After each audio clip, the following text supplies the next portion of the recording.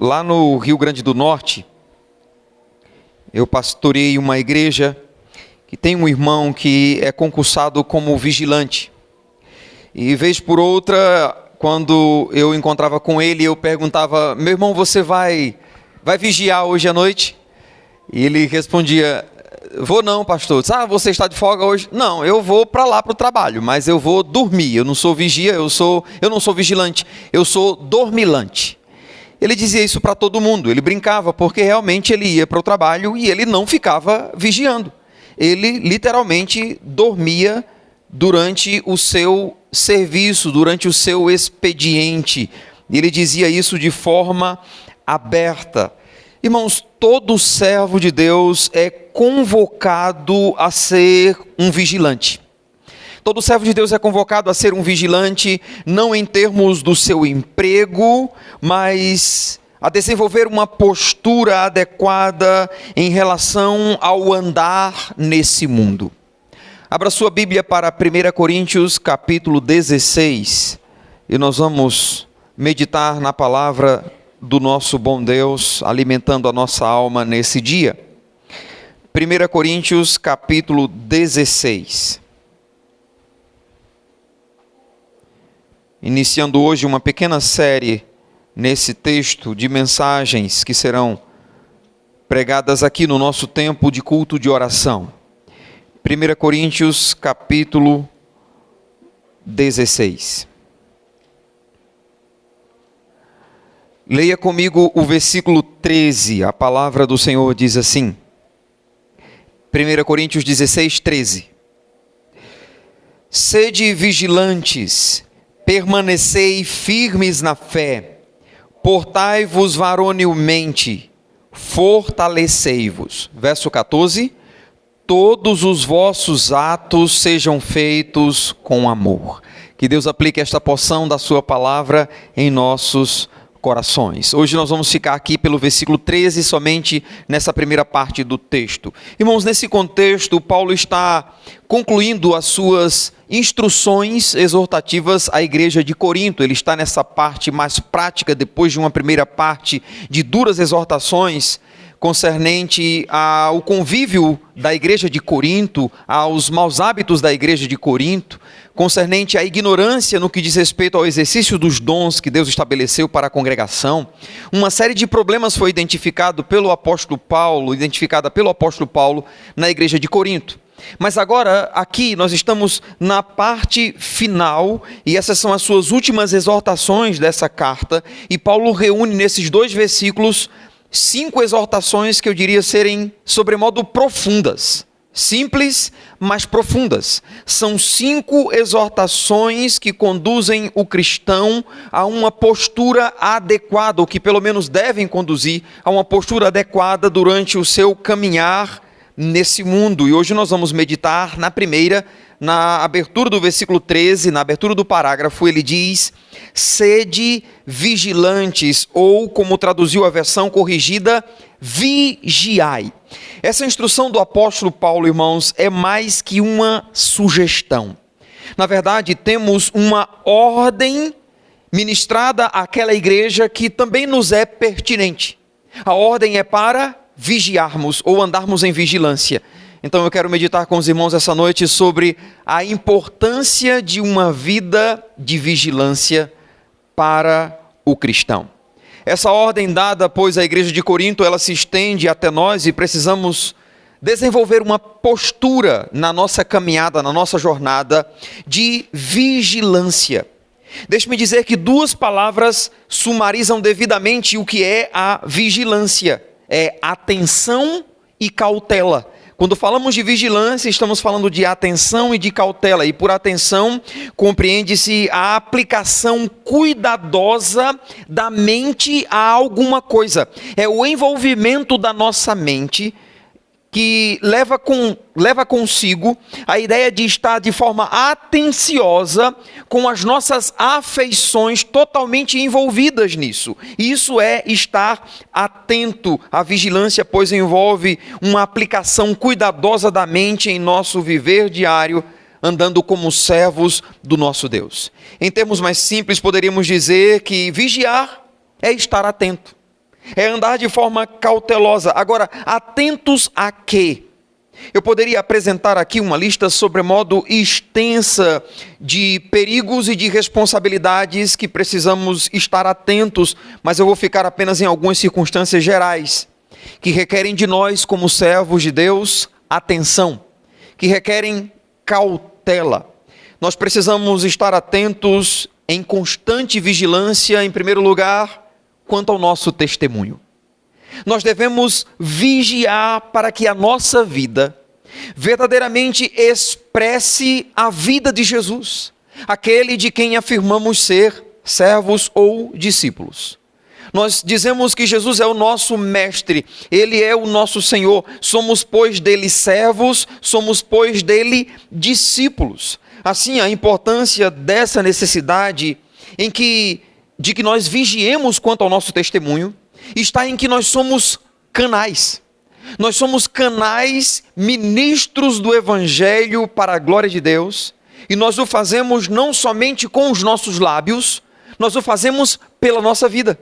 Nós o fazemos pela forma como nós vivemos, porque alguém já disse com propriedade que nossa forma de viver fala tão alto que as pessoas muitas vezes não conseguem ouvir o timbre e o som da nossa voz. Elas olharão para o nosso comportamento, para o nosso procedimento, e então atestarão se de fato temos vivido de acordo com o que é a expressão da vida de Jesus. Então deixe-me perguntar, você tem vigiado quanto à sua postura? E diria que de fato em seu procedimento você tem refletido o que é a vida de Jesus que os evangelhos traduzem? Você honra verdadeiramente a expressão cristão? Você honra verdadeiramente a expressão discípulo? Você representa a vida do seu mestre de Jesus Cristo? Quando vamos para o Novo Testamento, nós temos considerável ênfase acerca do nosso testemunho, acerca do testemunho daqueles que temem a Deus. Por exemplo, em Mateus capítulo 5, versos 13 a 16, nós somos chamados a fazer a diferença. O cristão é tido como luz do mundo, como sal da terra, como uma cidade edificada que está sobre um monte que ninguém pode esconder. Ela é visível, se pode percebê-la ao longe, ela é identificável, e assim é o cristão. Esse mundo é descrito como estando em trevas, e nós somos chamados das trevas para a luz, com a responsabilidade, pois, de refletir e iluminar essa densa treva que envolve esse mundo. Nós devemos fazer realmente a diferença. Onde estivermos, fazermos a diferença. Que a nossa luz brilhe diante dos homens. Que façamos a diferença. Jesus disse, se o sal vier a ser insípido, para que serve? Se não para ser lançado fora e pisado pelos homens. Se torna descartável, pois, o cristão que não reflete a vida do seu mestre de Cristo Jesus. Ele se torna um ser humano comum como os demais que não conhecem o Senhor Jesus. Ainda na palavra do Senhor em Colossenses 4, versículo 5, nós somos conclamados a vivermos com sabedoria. Paulo disse em Colossenses 4, 5, portai-vos com sabedoria para com os que são de fora, aproveitai as oportunidades. O nosso testemunho precisa ser visível às pessoas de uma expressão de Cristo, e nós precisamos ter cautela, atenção, para que nosso procedimento de fato reflita a vida de Jesus, e para isso precisamos andar com sabedoria. O cristão precisa expressar sabedoria em todo o seu procedimento. É isso que Paulo acrescenta em 1 Tessalonicenses 4, verso 12. Pedro diz em 1 Pedro 2, versículo 12, que nós devemos manter exemplar o nosso procedimento entre os incrédulos. Para que naquilo que falam contra nós, como se fôssemos malfeitores, seja contrariado pela nossa vida. Uma vida marcada pelo temor, uma vida marcada pela retidão. Uma vida realmente marcada pelo reflexo da vida de Jesus. Eu pergunto, seu vizinho, seu patrão, seu funcionário, seus parentes, de fato reconhecem que em sua vida há o reflexo do testemunho de Jesus? Você tem sido essa luz que faz a diferença, que brilha em meio às trevas. Você faz a diferença onde você está. Você se destaca no seu trabalho, ou é tido como um Maria vai com as outras, ou é tido como um outro qualquer. Um vizinho que não faz a diferença para os demais, um funcionário que não faz a diferença para os demais, um aluno que não faz a diferença para os demais, é estranho para um cristão. Porque um cristão verdadeiramente faz-se conhecido pelo seu testemunho. Seu testemunho tem embelezado o evangelho, ou na verdade tem sido uma oportunidade de os descrentes dizerem: se é para ser crente como esse, eu nunca vou para a igreja. Infelizmente há cristãos que são alvos desse tipo de comentário. Agora deixa eu tornar isso aqui em termos mais práticos. Você quer que o seu vizinho venha à igreja? Você quer que ele venha e ouça a mensagem do evangelho? Mas como o fará? Se durante o dia ele ouve os gritos que você dá em sua esposa, ele vê a brutalidade com que você trata ela. Você quer que seu vizinho venha para a igreja, mas você é visto na vizinhança como um confuseiro, como alguém que quebra a paz da redondeza em que você está inserido. Como, pois, tal pessoa atrairá por meio de sua vida, refletindo Cristo, para que pessoas cheguem à presença do Senhor? É incompatível, daí a necessidade e importância de, como crentes, vigiarmos quanto ao nosso testemunho. É evidente que um bom testemunho não significa ter que agradar a todas as pessoas à nossa volta. Na verdade, por vezes, teremos que desagradar os que estão à nossa volta, por esperarem de nós um padrão que é incompatível com aquilo que o nosso Deus rege, estabelece para o nosso viver. Assim haverá ocasiões em que vamos desagradar as pessoas. Não aqui por um mau testemunho propriamente dito, mas por não executar determinadas coisas que contrariam a nossa fé, segundo as Escrituras nos propõem. É, por exemplo, você um professor e vai chegar a oportunidade das festas juninas. E então você, como um professor, vai lá ensaiar a sua classe, a dançar quadrilha, vai enfeitar a sala de banderola e não sei o que. Você é um cristão. E essas coisas não são pertinentes a um servo de Deus. E se você se faz igual a eles, que diferença você faz? Você compreende isso? Infelizmente, eu já tive algumas pessoas que trabalhavam na educação e que nesse período junino eram os primeiros a gritarem a quadrilha: vamos lá, Narriê, a levantu, e eram os professores, servos de Deus da igreja que estavam fazendo isso. Pastor, é o meu trabalho. Bem, é uma celebração não conveniente a um cristão. O cristão deveria, pois, ser resistente quanto a se envolver com determinadas práticas que em nada traduzem reflexo da vida de Jesus Cristo. Na verdade, há momentos em que cristãos deveriam se posicionar e entenderem aquilo como sendo uma prova de sua fé. Eu fico pensando que Sadraque, Mesaque e Abidnego poderiam dizer assim: ei, vamos fazer o seguinte, nós estamos distantes da nossa terra, aqui não há um templo para adorar, não tem outros judeus que estão nos vendo, a gente rapidinho se ajoelha e adora, ou fingimos que adoramos, não adoramos, a gente só se ajoelha, mas no nosso coração nós não nos ajoelhamos. Eles não fazem isso. Eles estavam dispostos até morrerem pelo nome do Senhor. Se o nosso Deus a quem servimos quer nos livrar, Ele nos livra, senão nós não vamos nos adorar, não vamos nos prostrar diante da sua imagem. Era significativo o prostrar-se diante daquela imagem. É semelhante a um pastor que há um tempo atrás foi metralhado na igreja que servia, na janela 1040, não lembro o país agora. Radicais entraram na congregação e disseram ao pastor para ele jogar a Bíblia no chão e pisar nela. E então ele disse que não faria isso. Se você não fizer isso, você vai morrer e vamos matar metade desse povo aqui.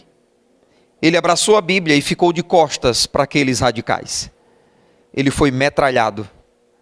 E metralharam boa parte da igreja. E deixaram os outros vivos com um recado: vocês vivem para dizer aos outros o que acontece com aqueles que não seguem os nossos ensinamentos. Eram radicais islâmicos. E então alguém colocou num comentário: Por que esse pastor fez isso? Bastaria ele jogar a Bíblia no chão e pisar. É apenas um livro. Tal pessoa não compreende o que estava implícito neste requerimento daqueles radicais. Aquele pastor amava as Escrituras e temia o Senhor e considerava a Escritura não um livro qualquer, mas um livro que Deus nos deu para reger e guiar as nossas vidas. Por amor a Deus, ele deu a sua própria vida em obediência ao Senhor. E por vezes cristãos, com pequenas coisas, se deixam envolver e expressam infidelidade ou desconfiança de que o Senhor é poderoso para livrá-los conforme o seu querer, com coisa tão pequena. Irmãos, precisamos vigiar quanto ao nosso testemunho. E uma outra área em que precisamos estar em constante vigilância é quanto à nossa velha natureza, isto é, quanto àquelas velhas práticas que eram partes inerentes e atuantes em nossa vida antes de conhecermos Jesus Cristo. A natureza pecaminosa, a natureza caída, que por ocasião do nosso encontro com Cristo, ela deve ser mortificada. E se tem algo terrível que constantemente nos assedia, é a nossa natureza, é a nossa velha natureza. Aquela que Paulo descreve como sendo, segundo as inclinações da carne, como sendo regida pelos pensamentos. São desejos ilícitos, desejos que contrariam sumariamente as Escrituras, que vez por outra estão nos tentando.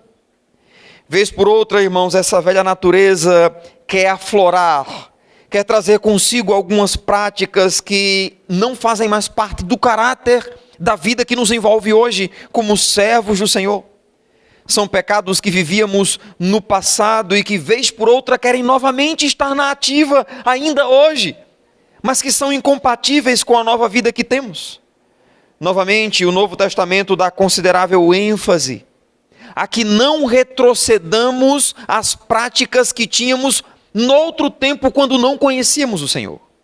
O apóstolo Pedro diz em 1 Pedro capítulo 1, versículo 13 e seguintes, ele disse: portanto, cingindo o vosso entendimento, sede sóbrio e vigilantes, e esperai inteiramente na graça que vos está sendo trazida por meio da revelação de Jesus Cristo. Como filhos da obediência, não vos amoldeis às paixões que tinhais anteriormente na vossa ignorância.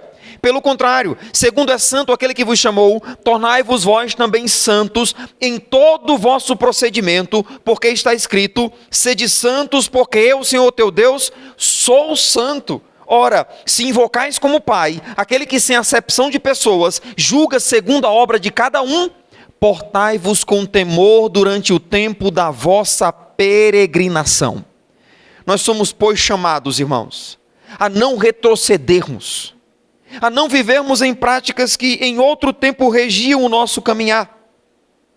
Pedro ainda nos exorta, em 1 Pedro 2, verso 11, a nos abstermos das paixões carnais que fazem guerra contra a nossa alma. Quem vive numa dimensão de comunhão e intimidade com Deus, sabe o que Pedro está dizendo. Como há uma guerra em nós, querendo nos conduzir ao pecado, e outro lado, querendo nos conduzir à santificação, e há uma batalha estabelecida, e Paulo diz que nós devemos, pois, pender para as coisas do Espírito, porque os que pendem para as coisas da carne, pendem para a morte.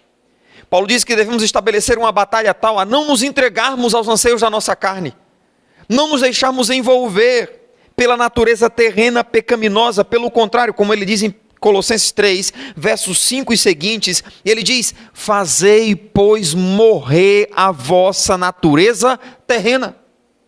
Ela precisa ser constantemente mortificada, porque ainda está em nós este senso de vivermos distantes de Deus, segundo as nossas próprias inclinações.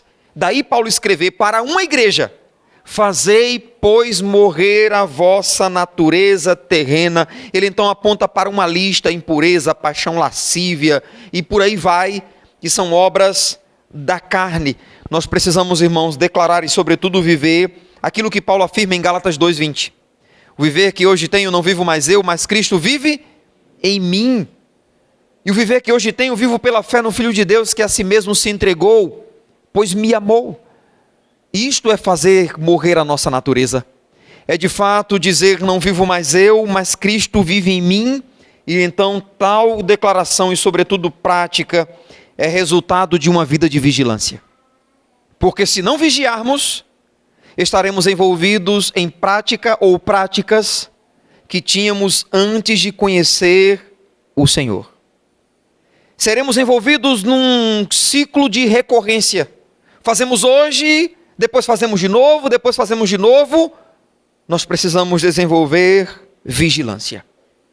Uma terceira área, irmãos, em que precisamos estar em constante vigilância é quanto à tentação. Observe que estão intimamente relacionados os tópicos que estou destacando aqui.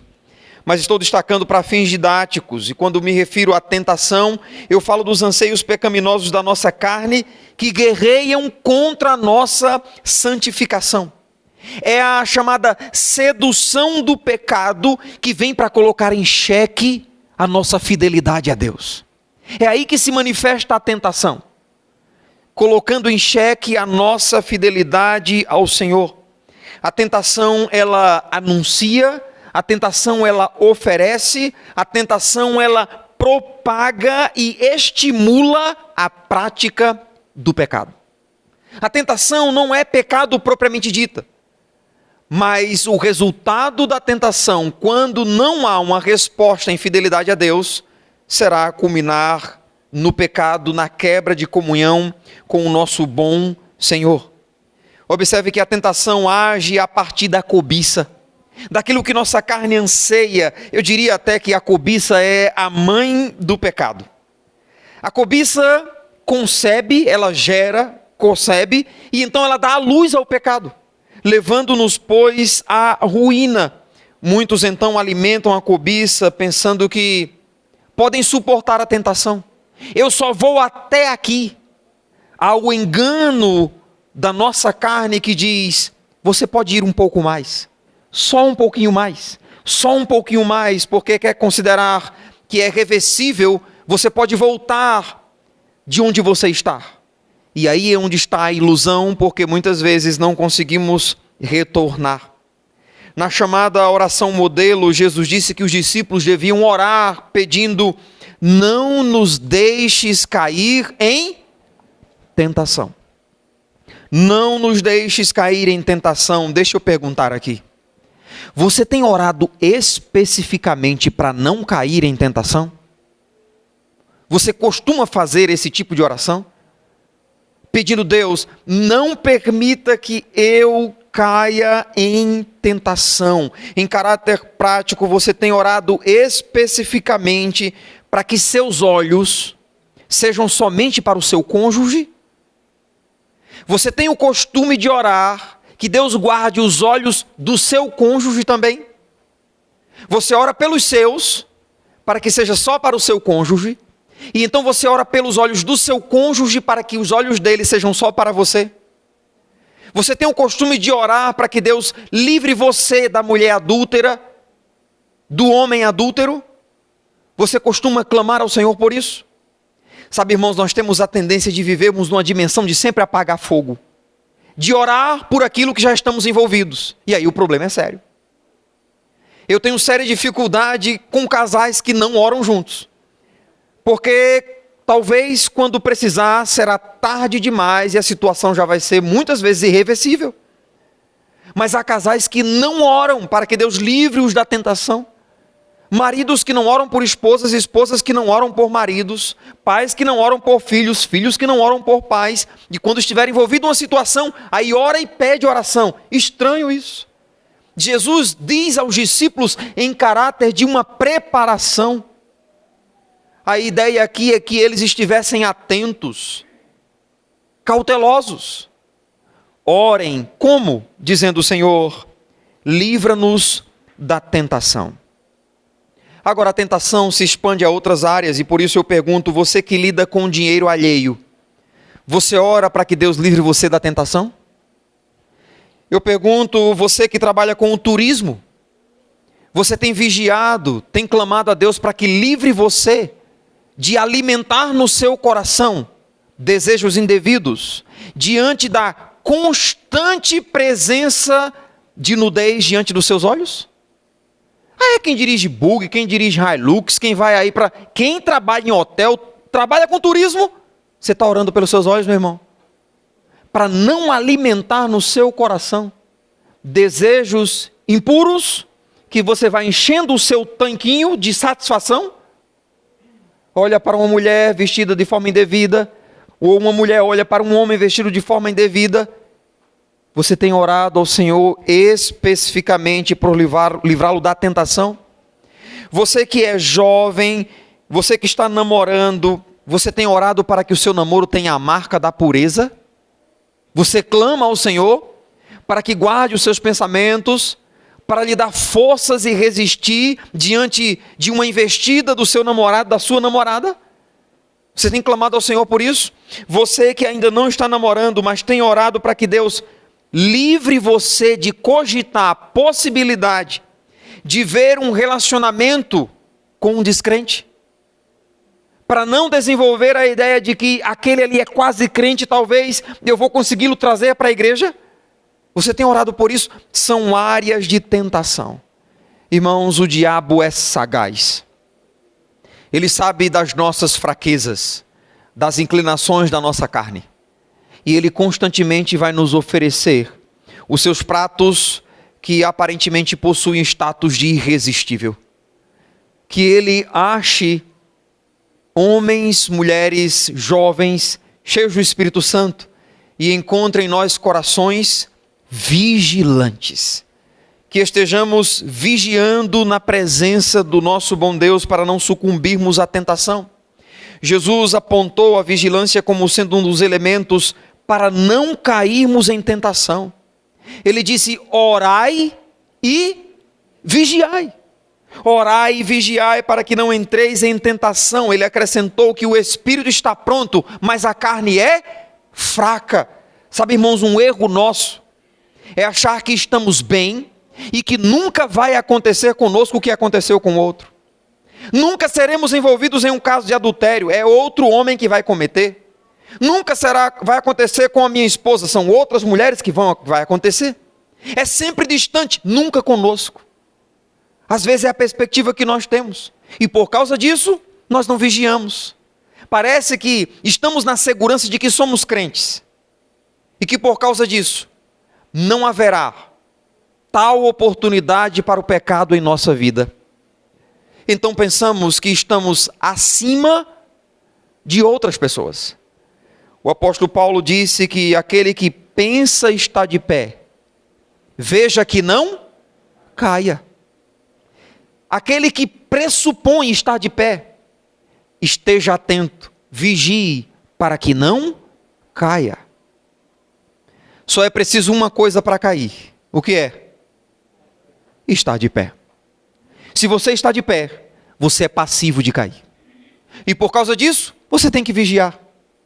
Você ora pelos seus olhos, você ora pelos seus pés, você ora pelas suas mãos, ora pelo seu corpo, ora para que Deus guarde a sua vida do tropeço, do escândalo.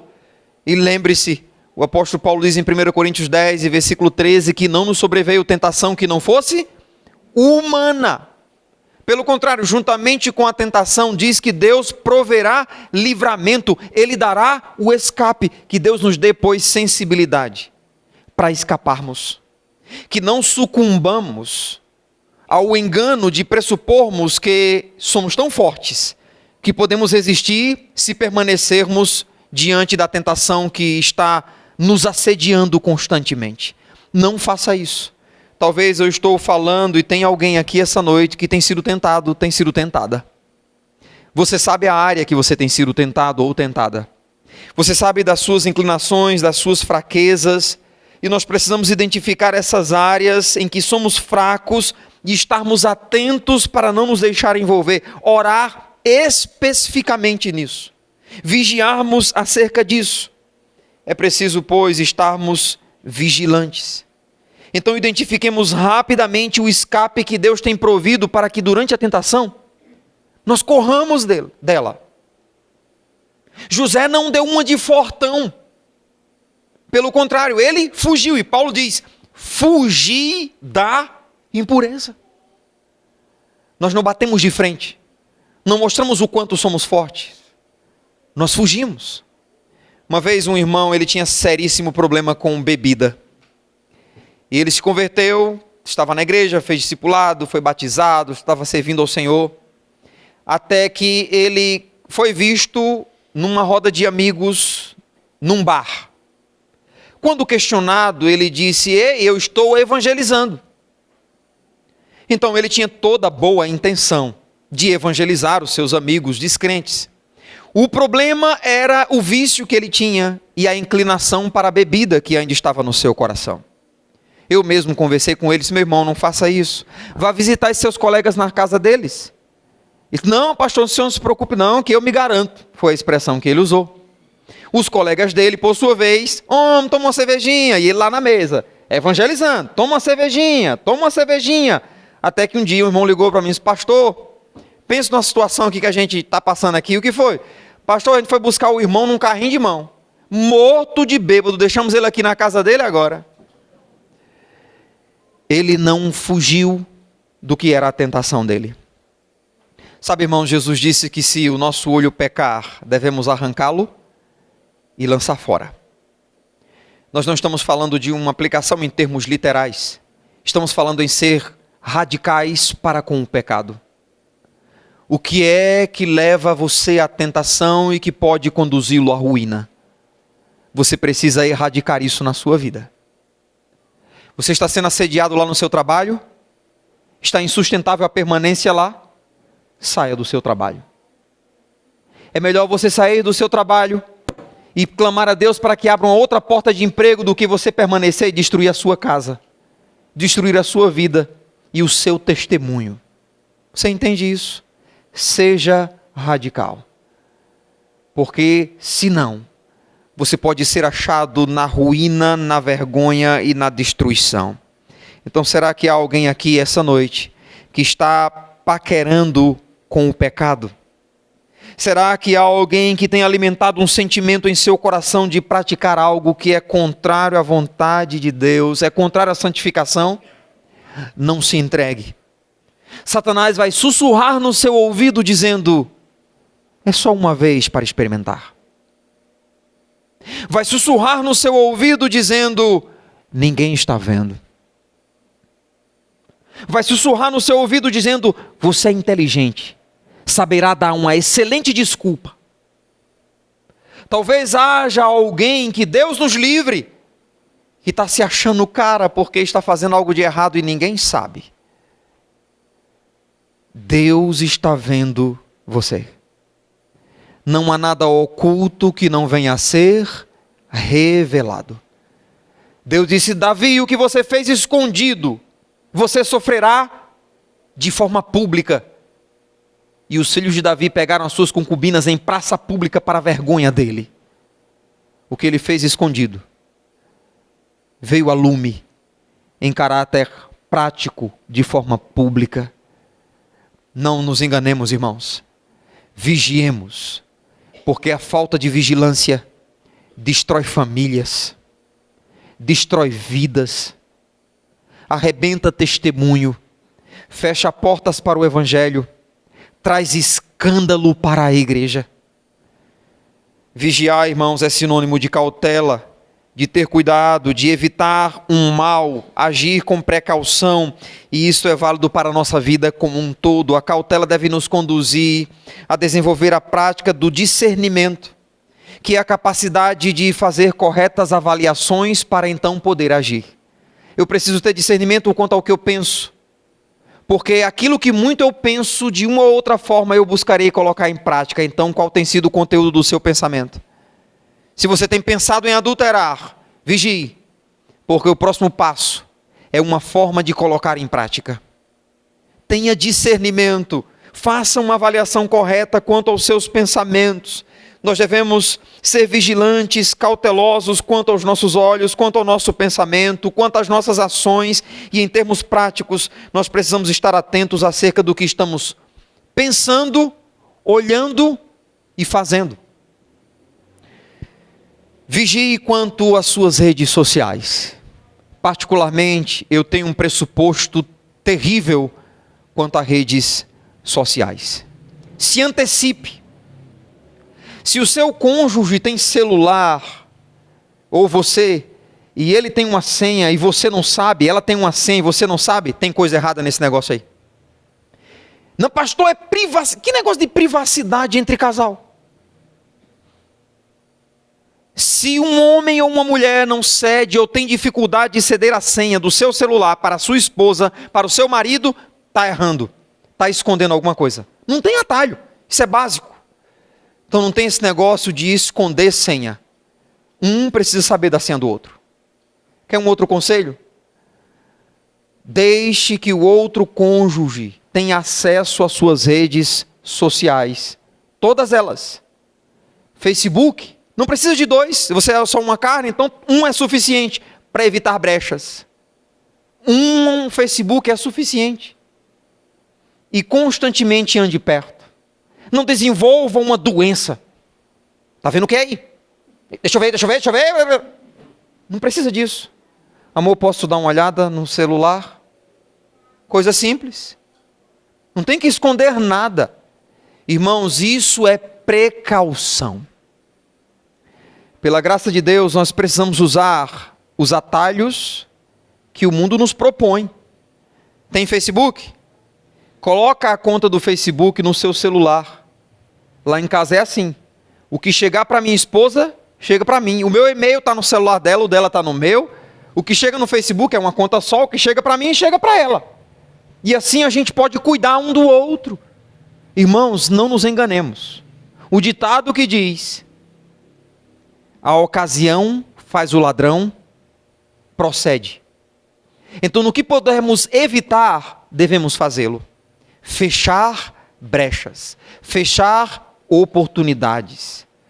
Mantenha o seu cônjuge próximo a você, esteja próximo ao seu cônjuge para evitar um problema muito maior.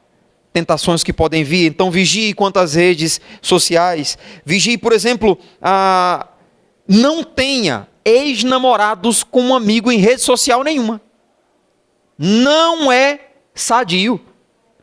Pode você desenvolver uma síndrome da nostalgia. Eu lembro naquele tempo. Aí desenvolve um sentimento platônico. Ah, como era bom. Não sei o que das quantas. E você começa a aventurar. Não faça isso. Não alimente isso. Isso é um risco. Vigie. Vigie quanto ao conteúdo do que você vê na internet. Vigie quanto à sua vestimenta, você que é mulher, principalmente nessa era fitness. A era fitness veio como uma boa coisa para você cuidar da sua saúde, zelar pelo templo do Espírito Santo. O problema é que quando uma mulher se torna fitness, ela quer mostrar o seu corpo não só para o seu marido, ela quer desfilar. E então eu fico olhando para algumas crentes que vão para as academias, misericórdia, Jesus. Um dia eu encontrei uma irmã, fui no Verdurão fazer as compras, não foi aqui no Preá. Encontrei uma irmã que fui no Verdurão fazer as compras, logo cedo ela tinha saído da academia e foi para lá. Meu Deus, eu fiquei escondido. Para ela não ver que eu estava vendo ela naquela situação, eu fiquei com vergonha por ela. Porque quando ela me visse, misericórdia, eu fiquei constrangido. Que é isso, Jesus? Que roupa é essa? Como uma mulher de Deus e casada vai desse jeito para a academia? Eu fico pensando, o marido não dormiu em casa, porque um sem futuro desse não viu a esposa saindo desse jeito. A culpa é do marido. Vigie quanto às suas roupas, você que é mulher. Vigie quanto às inclinações do desejo da carne. Vigie quanto à administração das suas finanças. Há casais e pessoas com problemas sérios porque não vigiou quanto às suas finanças. Não pode passar um vendedor que se coçando para comprar. Não vou comprar nada hoje, não vou comprar só isso aqui. Quando vem a cobrança, o diabo não vem, mas manda o secretário, lá vem. A cobrança vem porque você comprou. Você fica aí enrolado, cheio de dívida, pagando só o que é a fatura do cartão, o mínimo da fatura do cartão. E dívidas, enrolado, e perde sono, e o dinheiro nunca dá. Por quê? Porque você não vigia quanto às suas finanças. Você compra mais do que pode pagar. Isso é falta de vigilância. Consideremos, pois, em termos aplicativos a declaração de Paulo, irmãos: aquele, pois, que pensa estar de pé, veja que não caia. Há tantas áreas, irmãos, que podem roubar de nós a comunhão com Deus, podem roubar de nós a plenitude da vida cristã, que é uma vida de paz. O salmista disse no Salmo 4, versículo 8, em paz eu me deito e logo pego no... porque só tu me fazes repousar seguro. Mas há cristãos não conseguindo dormir, porque não vigiaram quanto a dadas áreas de suas vidas. Logo foi-se a paz, porque deixou de vigiar. Não existe sono mais tranquilo do que aquele de uma consciência na presença do Senhor limpa. Aquela que antes de adormecer diz: ó Deus, permita-me repousar a minha cabeça no colo do Senhor Jesus e adormecer e viver nessa noite o sono de um justo. Repousar e descansar na sua presença.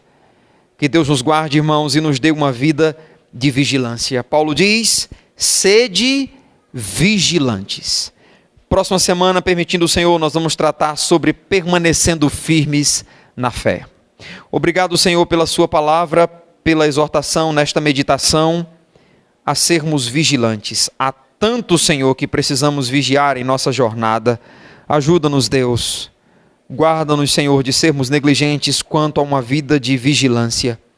Oramos para que o Senhor nos abençoe, fazendo-nos perceber as áreas que temos sido falhos, que temos sido negligentes, para que estabeleçamos um compromisso de vigiar, para permanecermos firmes na sua presença. Oramos em nome de Jesus. Amém.